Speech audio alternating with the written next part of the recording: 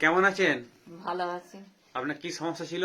আমার মাথার যন্ত্রণা হতো প্রচুর। কদিন ধরে হতো? কদিন মানে আমার এটা মানে ছোটবেলা থেকে অভ্যাস, যখন কলেজে পড়াশোনা করতাম তখন থেকে ছিল মাথার যন্ত্রণা।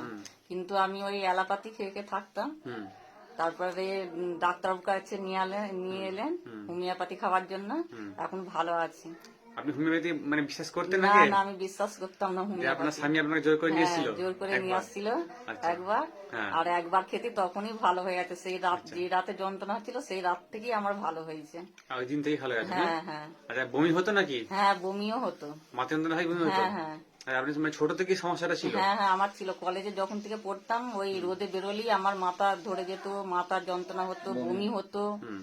এটা আমার মানে আপনার মাইগ্রেন ছিল? হ্যাঁ হ্যাঁ, যত মাইগ্রেন বয়স ছিল। বড় হয়েছে তত এটা বাড়াবাড়ি। হ্যাঁ।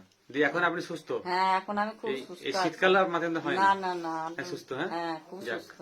খুব ভালো, ধন্যবাদ। হ্যাঁ।